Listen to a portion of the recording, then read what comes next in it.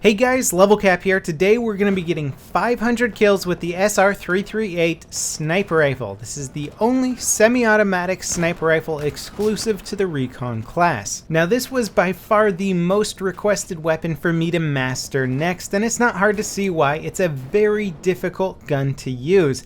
In fact, it pretty much rivals the CS5 in many ways, but after doing 500 kills with both the CS5 and the SR338, I think I actually prefer using the SR338.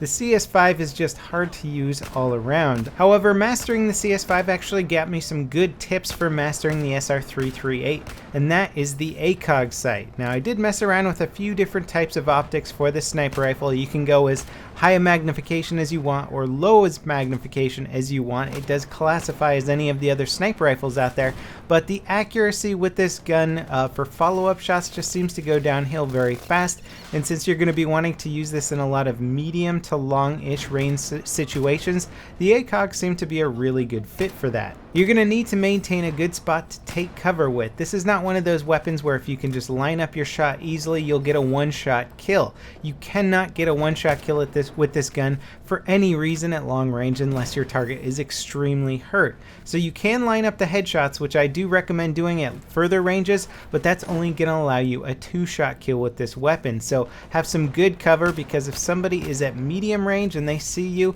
you're not going to be able to deal enough damage before you kill them. So you really need to be shooting at targets that don't even know you're there. You don't want to go into one-on-one firefights where your opponent is expecting you. I mean, it's kind of common sense in general, but especially for this gun, it's not something you can be particularly aggressive with. Now let's talk about the performance of this weapon and why it's not a DMR, why this isn't a universal weapon, and it's exclusive to the Recon class. Well, one thing that this weapon does over a DMR is its maximum damage value. It has 50 maximum damage versus a DMR's 45 maximum or 43 maximum. This is going to allow you to two-shot body shot somebody in close to medium range. Of course, if they are wearing the defensive perk, then it kind of negates this, which is unfortunate. It would be kind of cool if they gave this weapon something like, say, 60 damage maximum. That way in close quarters you would have a higher probability of actually being able to two-shot somebody. Another way this gun differs from DMR significantly is its rate of fire. It can only shoot at 150 rounds per minute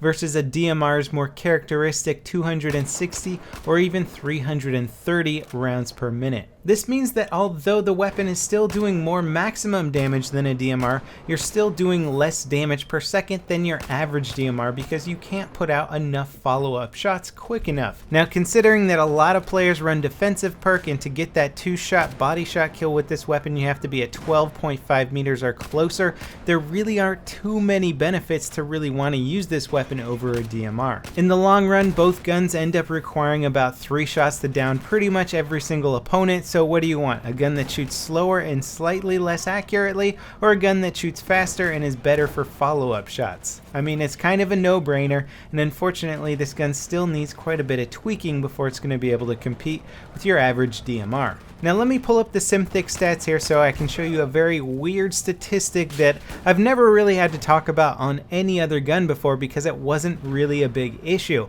but it's incredibly noticeable on the SR338, and frankly I think this is one of those things that has to be changed in order for this gun to be decent. Now if you look on the very far right side of the SimThick chart here, you're going to see an orange and green number. The orange 0.6 represents the amount of spread increase per shot, and the green 7.5 represents the amount of spread decrease per second. Now why are these numbers important? Well, there's an interesting phenomenon with the SR338 where you put out a follow-up shot that just simply misses its target. You could be aiming dead on somebody's head and your bullet is just going to go slightly to the left, slightly to the right, maybe a little bit above your target, and just miss them completely. This is unbelievably aggravating, especially while playing a sniper class, somebody who's known for their marksmanship, their accuracy, and all of a sudden your bullets are missing even though your aim is perfect. Now let's bring in the spread increase and decrease from a very similar DMR. This is the SCAR HSV. I've put the numbers right next to the SR338 on the far right top corner,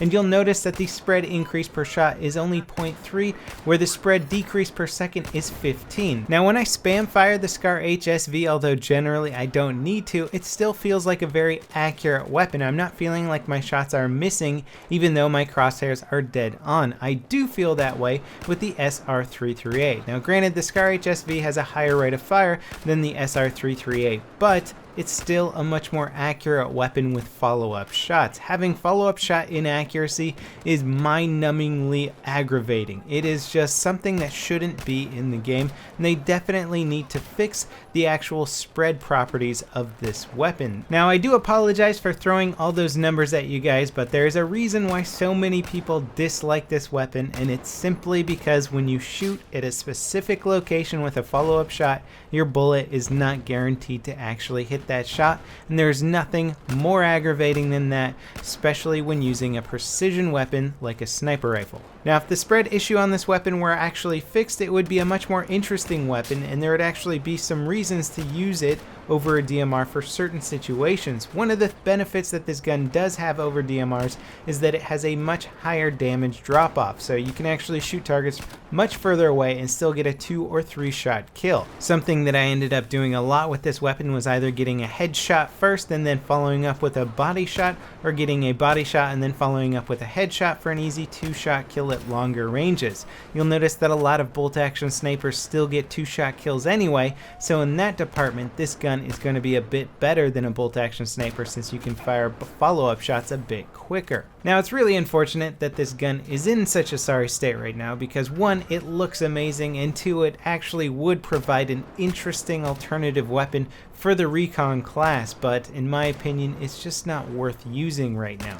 There are some people out there that like this weapon, and people have said that it works a lot better if you are prone or you got a bipod out, but you know what? So do a lot of other weapons out there, and frankly, if you're spending a lot of your time prone, it's really going to limit the effective areas that you can actually fight in. Now because I did have to burn through 500 kills with this weapon, I know the areas that you're going to get the most kills with and actually do the best as the recon class, and I got one word for you: rush. Play rush game mode defensively or offensively. If you find yourself on the right map, which has a decent amount of cover and some good sniper locations, you can definitely limit your engagement range and usually have your enemies focusing on your teammates, and this will really allow you to take your time with your kills, because you're gonna need a lot of time. This has got an incredibly slow time to kill. You don't get any 1-shot headshots.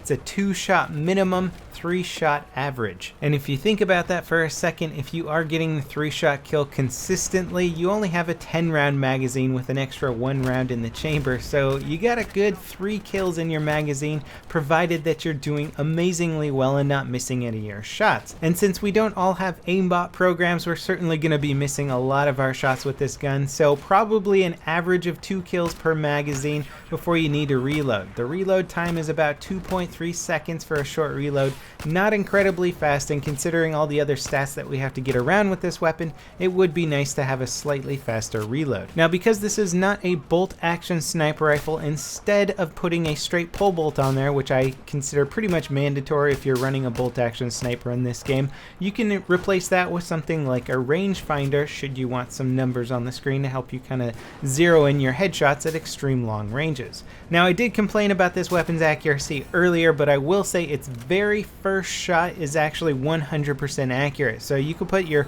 highest magnification scope on here and get a guaranteed headshot.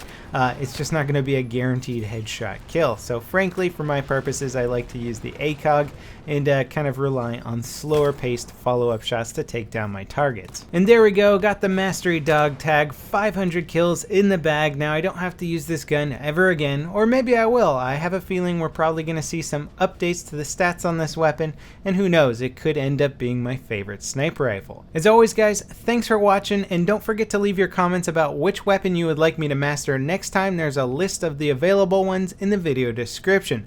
I'll see you guys next time. This is LevelCap signing off.